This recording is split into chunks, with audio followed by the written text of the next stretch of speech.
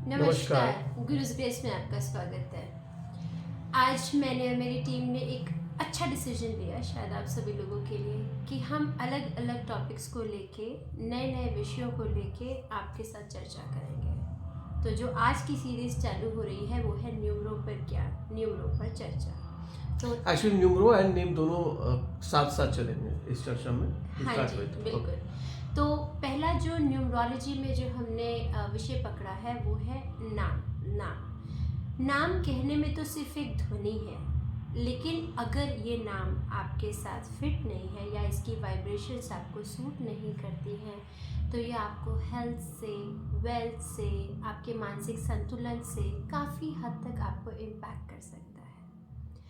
अब मेरे जो फेलो फ्रेंड्स हैं जो न्यूमरोलॉजिस्ट हैं, या फिर जो लोग एक न्यूमरोलॉजिस्ट के पास, एक एस्ट्रोलॉजर के पास अपने नाम को लेके आप एक कंसल्टेंसी लेने जाते हैं, तो बहुत सारी दिक्कतों का आपको दिक्कतें देखने को मिलती हैं, फेस करने को मिलती हैं। तो आज उसको बेस बना के हम ये मुद्दा शुरू करते हैं। तो नाम, जैसे हमने कहा कि नाम तो एक ध्वनि है और ध्वनि के पीछे अपनी एक वाइब्रेशन है जो आपकी बॉडी को कॉन्स्टेंटली हिट कर रही है। आपके शरीर में जो भी पानी है अगर उसमें एक ऐसी वाइब्रेशन जाती है जो आपके लिए सूटेबल नहीं है तो कहीं ना कहीं आपको दिक्कत देती है। अब नाम में भी बहुत सारे पहलू होते हैं। कुछ लोग सिंगल नेम यूज़ करते हैं, कुछ लोग first name, middle name, sir name. तो क्या इन तीनों को अलग से देखना चाहिए? क्या इन तीनों का भी कोई रिलेवेंस है? तो जवाब है हाँ। तो जो फर्स्ट नेम होता है ये स्पेसिफिकली आपके लिए है, यानी कि आप क्या हो, आपकी सोच क्या है, आपकी पर्सनैलिटी क्या है, और आपने जो भी अचीवमेंट्स किए हैं या आपके करियर में जो भी आपने कोर्स ऑफ एक्शन चूज़ किया है वो कहीं ना कहीं आपके नाम से डिकोड हो सकता है, यानी कि फर्स्ट नेम। तो first name is the direct results of your action. जो आपका मिडिल नेम है ये उन लोगों को दर्शाता है जो लोग आपकी लाइफ में मेंटर फॉर्म में, आइडियल फॉर्म में, फादर फिगर, किसी भी फॉर्म में आपकी विल पावर को एनहांस करने आते हैं, या कहीं ना कहीं उन लोगों को आप बाय डिफ़ॉल्ट सबकॉन्शियस लेवल पे फॉलो करते हैं। तो मिडिल नेम कहीं ना कहीं आपके विल पावर, आपकी स्पिरिचुअलिटी को दिखाता है। और जो सर नेम है, जो कि आप अपना फैमिली नेम आप आगे लेके जा रहे हैं, तो ये वो दिखाता है कि आप अपनी फैमिली इनहेरिटेंस क्या लेके चल रहे हो, कौन से ऐसे मॉरल्स हैं, कौन सी चीज़ें हैं जो आपके नेचर में, आपके इर्द गिर्द बाय डिफ़ॉल्ट हैं। तो यहाँ पे क्वेश्चन फिर से आता है अमित जी। तो here I want to introduce yourself. पहले मैं आपसे क्वेश्चन पूछना चाहता हूँ। आपने बड़े अच्छे से एक्सप्लेन किया तीनों पहलू की, first name, second name and the last name. इसमें मैं पूछना चाहता, बहुत लोग जो होते हैं जिनका घर का नाम भी होता है, बिल्कुल, तो वो क्या इंपॉर्टेंट रोल प्ले करता है? Does it play any role? Yes very much, thank you for asking this question. कुछ लोगों का, खाली निकनेम की बात नहीं करूँगी यहाँ पे, कुछ लोगों का प्रोफेशनल नेम होता है और कुछ लोगों का जो नेम होता है सिर्फ सर्टिफिकेट्स पे ही सीमित रह जाता है। यहाँ पर मैं कहूँगी कि जब एक माँ बाप एक बच्चे को जन्म देते हैं तो एक अंदर से एक इंट्यूशन आती है। कई बार आप एक पंडित के पास जाके गाइडेंस लेते हैं कि आपके नक्षत्रों के हिसाब से, आपके लगन के हिसाब से इनका ये राशि पे नाम होना चाहिए, और वो बाय डिफ़ॉल्ट इंट्यूटिवली एक नाम रख देते हैं। तो जब यूनिवर्स आपसे बात करता है उस चीज़ को हम सबसे ज़्यादा इम्पोर्टेंस देते हैं। तो चाहे भले ही वो नाम आप यूज़ कर रहे हो रियल लाइफ में या नहीं, और सिर्फ आपके सर्टिफिकेट्स पे ही हमेशा आपके साथ कैरी फॉरवर्ड हो रहा है, वो आपकी लाइफ को हमेशा 30 to 40% इन्फ्लुएंस करता ही रहता है। Even you go to a numerologist, भले वो बंदे अगर उसका नाम का उच्चारण हो चाहे नहीं हो, लेकिन वो इन्फ्लुएंस करता रहेगा हमेशा अकॉर्डिंग करता टू रहेगा। न्यूमरोलॉजी। बिल्कुल, क्योंकि ये वो इंट्यूशंस है जो माँ बाप को सबसे पहले, this is the first thing that was given to you. तो बाय डिफ़ॉल्ट ये आपके जीन्स में आ गई, ये आप ऐसा समझ सकते हैं। तो जब हम एक न्यूमरोलॉजिस्ट के पास जाते हैं, ये भी बहुत काम की बात लेकिन है। क्या कोई सर्टेन एज है? जैसे अगर मैं घर के नाम की बात करूँ, हमारे इंडिया में हमारे पेरेंट्स कुछ भी नाम रखते हैं।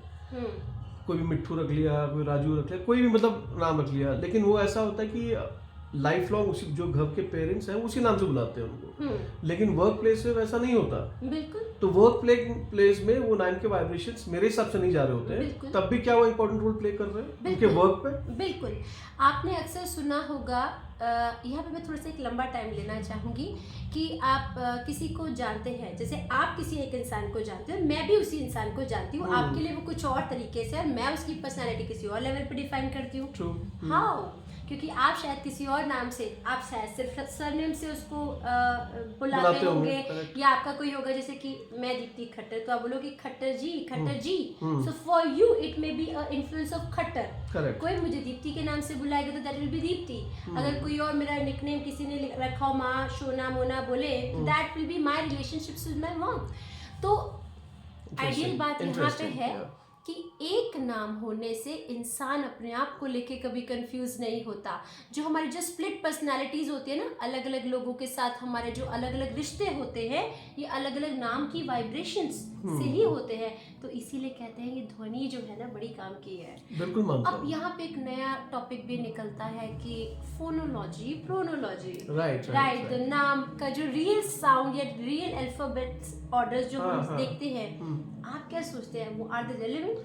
डेफिनेटली प्रोनोलॉजी, फोनोलॉजी, जो नेम के वाइब्रेशंस हैं बहुत इंपॉर्टेंट रोल प्ले करते हैं मेरे हिसाब से। जैसे दीप्ति ने कहा, she is absolutely right, she is in this field for last 20 years now. नाम पे मैं रिसर्च पिछले 4-5 सालों से कर रहा हूँ और 90% रिजल्ट्स एकदम करेक्ट आए हैं। फॉर एग्जाम्पल अगर देखा जाए तो एक एग्जाम्पल ले लेते हैं, सेलिब्रिटीज़ का नाम लेते हैं। मान के चलिए फॉर एग्जाम्पल दिव्या भारती के साथ ट्रेजेडी हुआ, लोग जानते हैं। टाइटैनिक फिश डूब गया, क्या रीज़न था? डेट के हिसाब से हुआ कि नाम के हिसाब से हुआ, या कुछ और है? हम लोग डिस्कस करेंगे इस बारे में, अभी तो जस्ट इंट्रोडक्शन है ये। उसके बाद अगर फॉर एग्जांपल एक कराटे, एक फॉरेन में बहुत ही नाम हुआ जिनका नाम था ब्रूस ली, तो उनका नाम था ब्रूस ली, तो क्या इफेक्ट वो जो नाम है क्या उनको इफेक्ट करता था उनके लाइफ पे? जैकी चैन, शाहरुख खान, जितने खान्स हैं या चैन है, ये लोग बहुत सक्सेसफुल हैं। इसके पीछे क्या रीजन है? कुछ ना कुछ रीजन तो होगा ही। तो मेरे हिसाब से जिस तरह से उच्चारण होता है आपके नाम में, जैसे ध्वनि जो निकलती है, जैसे ओम इज अ प्योर वाइब्रेशन। आप सुबह उठ के ओम 10 बार बोले, 20 बार बोले, you will feel high, isn't it? Yes, बिल्कुल। तो उसी तरह से नाम के अंदर में से जो आवाज निकल रही है, दैट इज वेरी इंपॉर्टेंट। जैसे हम हाय बोलते हैं, हाय इंग्लिश में बोलते हैं हाय। हाय का मतलब क्या होता है हिंदी में? You can make out hi. Hi को क्या बोलते हैं? Is hi good? Hi hi, it is said hi hi. In Hindi language then another word is hello. See I am not, ये मैं नहीं बोल रहा कि English is a different language, लेकिन जो आवाज निकल रही है हेलो, तो हेलो में ऑलरेडी हेल आ रहा है, which is may not be right. हाँ, may not be right. Yeah. तो मेरे हिसाब से नमस्ते की बात करें तो नमस्ते इज वेरी प्योर। बहुत सारी चीजें हैं जो इससे कनेक्ट कर सकते हैं। हम लोग एग्जांपल्स लेके इसको डिस्कस करेंगे, डिकोड करेंगे according to numbers also and according to the name also. It's going to be very interesting actually. तो फिर ये तो कहने की बात हुई कि एक नाम को रखना इतना आसान नहीं है। पहले आप एक एस्ट्रोलॉजर के पास जाएंगे, फिर आप उसके लग्न पूछेंगे, फिर आप नक्षत्र पूछेंगे, फिर उसके बाद आप एक न्यूमरोलॉजिस्ट के पास जाएंगे, फिर उसके सारी चीज़ों को सिंक करेंगे, और फिर उसके बाद एक प्रोनोलॉजिस्ट के पास जाएंगे, और फिर उसके बाद उसमें जो ध्वनि का जो कॉम्बिनेशंस है कि HN आना चाहिए, विक्ट्री वाले सिग्निफिकेंस आने चाहिए कि करियर में सो, एंड उसके बाद एक नाम डिसाइड होता है। नहीं 100 बात की एक बात होती है कि अगर आपका लाइफ ठीक चल रहा है, चाहे आपका नाम कुछ भी हो, आपका नाम दीप्ति, मेरा नाम अमित, अगर सब ठीक ठाक चल रहा है तो कोई किसी के पास नहीं जाता। जब प्रॉब्लम होती है तब लोग जाते हैं, और फिर हम चीज़ों को सिंक कर लेते हैं। हाँ, तब उसकी रीजन हमको समझ में आता है। बोले कि ऐसे करके देखो, जो ऑलरेडी एक्सपीरियंस्ड है, जो हमने किया हुआ काम इतने सालों से जो करते आ रहे हैं, और 90% रिजल्ट देता है। कोई भी एस्ट्रोलॉजी 100% लोग बोलते हैं तो गलत है, लेकिन मेरे एक्सपीरियंस से जो हम काम कर रहे हैं, जो मैंने जो भी काम किया, चाहे वास्तु हो, चाहे एस्ट्रो हो, चाहे प्रोनो की बात करी, या आपने भी काफ़ी वास्तु का काम किया, नंबर्स का काम किया, एक्सीलेंट जॉब आपने किया है, तो 90% रिजल्ट्स तक आते हैं। अगर शिद्दत से फॉलो किया जाए तो कहना ये चाहते हैं कि अगर आपके नाम में कुछ ऐसी चीजें छुपे हुए माध्यम से बैठी हैं तो किसी ना किसी पॉइंट ऑफ टाइम में आपको हम तक आना पड़ेगा। बिल्कुल करेक्ट। हाँ, तो यानी कि ये सारी चीजें काम करती हैं क्योंकि ये होती हैं। बिल्कुल करेक्ट। तो जब एक बच्चा पैदा होता है तो अगर इन चीज़ों का ध्यान रख ले, या फिर आप एक नई कंपनी शुरू कर रहे हैं, इन चीज़ों का ध्यान रख ले, तो शायद जो फेलियर्स या फिर जो आपके रोड ब्लॉक्स आते हैं आपके करियर में या आपके बिजनेस में। कंपनी से मेरे को याद आया, डेफिनेटली कंपनी से मेरे को याद आया, एक कंपनी बड़े अभी फेमस थी जिसका नाम था ग्रोफर्स, उसका नाम चेंज करके ब्लिंकिट कर दिया। अब अगर आप देखो ग्रोफर्स में क्या सेल था उनका और ब्लिंकिट्स में कैसा चल रहा है, जमीन आसमान का डिफरेंस दिखेगा आपको। जस्ट एग्जांपल और ऐसे बहुत सारे एग्जांपल्स हैं जो कंपनियां बहुत ऊंचाई पे गई हैं, जो इतना कुछ इन्वेस्टमेंट करने के बाद, मेहनत करने के बाद भी नहीं कर पाए, डूब गए, बंद हो गए। तो सबके पीछे रीजंस हैं, नंबर्स भी हैं, नाम भी वही होगा, डेट ऑफ इनकॉर्पोरेशन भी वही होगी, लेकिन चलाने वाला भी वही होगा, टेक्निक्स भी शायद सेम होंगी। तो फिर दिक्कत कहाँ आ गई नाम में? वही तो डिकोड करेंगे। तो एक नाम आपके लिए एक रास्ता, एक सफर तय करता है, चाहे वो सूदिंग हो, चाहे वो बम्पर राइड हो। तो इसके लिए हाँ, अब यहाँ पे एक दिक्कत आ जाती है एक प्रोफेशनल के लिए। आपके पास कोई सडनली एक बंदा आया और बोला कि मेरा ये नाम ठीक नहीं है, लेकिन एस्ट्रोलॉजिस्ट ऐसा बोलते हैं, न्यूमरोलॉजिस्ट ऐसा बोलते हैं, तो हमको क्या एक वे आउट चूज करना चाहिए? देखिए, अब न्यूमरोलॉजिस्ट एस्ट्रोलॉजर तो बन नहीं सकता है ना, लेकिन मैंने ये देखा है कि बाय डिफ़ॉल्ट जो लोग बहुत सक्सेसफुल हैं या जिनकी लाइफ में किसी एक पर्सपेक्टिव को लेके मान लो कोई दिक्कत नहीं है, तो एस्ट्रोलॉजिकली भी, प्रोनोलॉजिकली भी और न्यूमरोलॉजी भी, वो तीनों चीजें सिंक में ही होती है। राइट। तो या आप बाय डिफॉल्ट ये देखा गया, कई बहुत बार देखा गया। हाँ, या तो आप बाय डिफॉल्ट लकी हो कि ये सिंक में आ जाए, नहीं तो सिंक में करके चलिए, you will not sync then, right? Okay, so यहाँ पे जैसे मैंने कहा कि नाम में बड़े सारे पहलू होते हैं, first name, middle name, sir name, आप इसको डिकोड करके देख सकते हैं। इसमें बहुत सारे फॉर्म्स हैं। कुछ लोग चार्लियन न्यूमरोलॉजी को फॉलो करते हैं, कुछ लोग कबाला फॉलो करते हैं, कुछ लोग पाइथागोरस फॉलो करते हैं। तो यहाँ पे एक अपना एक बिलीफ सिस्टम है, तो कि कौन सा सिस्टम फॉलो करना चाहिए। तो जो एंशियंट सिस्टम्स थे शायद वो डिफरेंट थे, लेकिन लेटली देखा है कि नेम को लेके, खासकर पर्सनल नेम्स को लेके, चार्लियन न्यूमरोलॉजी की जो वाइब्रेशंस है वो बेसिकली साउंड और वेवलेंथ्स को मेजर करके ही रखा गया था। जो पाइथागोरस है ना, basically it's a sequential thing, जैसे कि ए को 1, बी को 2, सी को जैसे जैसे सीक्वेंस में आ रहा है। लेकिन यहाँ पर मैं आपको एक बात कहना चाहूँगी कि पाइथागोरस भी गलत नहीं है, क्योंकि अगर जब हमने ये अल्फ़ाबेट्स का इजाद किया, ए ही फर्स्ट आया, बी ही सेकंड आया, तो इसमें भी तो कोई बात थी। हाँ, अब फिर लोग बोलते हैं कि क्या फिर नेम की अगर हमने वर्किंग करनी है और हम कोई पर्टिकुलर सिस्टम फॉलो कर रहे हैं, मान लो पाइथागोरस फॉलो कर रहे हैं, और हमारी जो लैंग्वेज है वो हिंदी है, तो अब आपका नाम अमित है, तो मैं पहले, आप अगर मान लीजिए हिंदी भाषी हैं, आप हिंदी में नाम लिखते हैं, फिर मैं उसको पहले इंग्लिश में कन्वर्ट करूँ और फिर जाके नेम चेक करूँ, इज इट राइट? शायद नहीं। तो यहाँ पे फिर लोगों ने कबाला यूज करना शुरू कर दिया कि कबाला में आप उच्चारण करोगे, हाफ साउंड आ रही है, फुल साउंड आ रही है, उस हिसाब से आप करो, जिसमें काफ़ी गलतियाँ होने की बात रहती है। तो फिर पाइथागोरस यहाँ पे बहुत काम करता है। So you need to understand what works where. अब पाइथागोरस क्या कहते हैं? सीक्वेंस में चलो, नंबर तुम्हारे 9 ही हैं। अब क पहला आ गया, ख दूसरा आ गया, तीसरा, तो गलती यहाँ नहीं होगी, है ना? तो आप किसी भी भाषा, आपकी जो भी लैंग्वेज है, कहीं की भी, आप वही नंबर सिस्टम पाइथागोरस वाला यूनिवर्सली एप्लीकेबल हो जाता है। जहाँ की चार्लियन में हमको थोड़ी सी दिक्कत आती है कि उसको पहले इंग्लिश में कन्वर्ट किया जाएगा, क्योंकि नंबर्स की जो वाइब्रेशन से सिर्फ 1 से 8 तक ही दी गई है। ठीक है, या फिर आप कबाला में माहिर हो जाइए और साउंड को पहचानने की आधी साइड है, दीप्ति तो आधा है कि पूरा है। तो यहाँ पे assignment is very important. Logically चलना है, डिफरेंट लैंग्वेजेस में चलना है, तो पाइथागोरस भी काम करता है। और चाइल्डियन भी करता है, लेकिन आपको समझना है कि नेम में सिर्फ टोटल ही नहीं है इम्पोर्टेंट, बहुत कुछ है। तो सबसे ज़्यादा इम्पोर्टेंट है कि शुरुआत कहाँ से हो रही है जी। नाम, अगर मान लीजिए सॉरी नाम में सब कुछ छुपा हुआ है। सब कुछ ही छुपा हुआ है Continue. कि जैसे कि किसी का जो डेट ऑफ बर्थ है मान लीजिए 3 है और वो एक ऐसा नाम यूज़ कर रहे हैं जिनकी वाइब्रेशन 6 से शुरू हो रही है, जैसे कि UVW, चाइल्डियन के अकॉर्डिंगली UVW का जो वैल्यू है वो 6 है। मान लीजिए इंसान का जो नंबर है डेट ऑफ बर्थ 3 है, तो जब भी ये 36 का आंकड़ा बनता है, जब भी ये इंसान किसी चीज़ की शुरुआत करेगा, शायद लोगों को लगे कि बंदे में एटीट्यूड बहुत है या कहीं ना कहीं उनका ईगो कॉन्फ्लिक्ट्स होना शुरू कर देंगे। तो ऐसे ही जो फर्स्ट लेटर है इस डिफाइन करता है कि चीज़ों की शुरुआत या आपकी जो फर्स्ट इंटरेक्शन है किसी से वो किस प्रकार होती है। ठीक है, इसमें एक और डीपर मीनिंग में आ जाइए। जो लेटर्स का जो फॉर्मेशन है, चाहे वो A है, B है, चाहे वो 1 हो या 2 हो, ये जो शेप्स बनी है ना, ये भी बहुत कुछ कहती हैं। अगर आप V की बात करें तो it's like angular V, people who very smart, very sharp, they know कि इसके अंदर डीप के अंदर क्या क्या भरना है, but they take a dip in their life. ऐसे यू इज लाइक लिटिल, ये भी भरता है लेकिन casual in approach, it's not angular, it's like they'll be soft and they'll take advantage, right? V, U का घड़ा जो है V से थोड़ा सा बड़ा है, but it takes time to fill that, right? So U वाला जो they may take a little longer time, right? D is like a closed door, they may not love to open up their secrets, maybe, right? A, what do you want to say about A?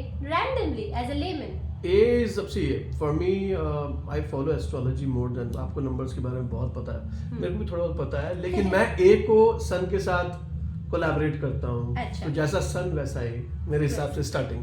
Okay, so A is also like you have a ladder, मतलब Yes. ये ऐसे, क्योंकि अगर A हमारा first letter है तो ऐसे लोगों को जिंदगी में शुरुआत करना बिल्कुल भी डिफिकल्ट नहीं लगता, या they are the initiators somewhere, जैसे सूरज की आपने बात की है, तो they have leadership qualities A। So अगर A वाली चीज़ें हैं तो शुरुआत में तो दिक्कत बिल्कुल नहीं आने वाली है। सिमिलरली नेम का जो एंडिंग होता है और नेम का जो स्टार्टिंग होता है, अगर ये दोनों सिंक में हैं, so then you will definitely complete what you are starting up.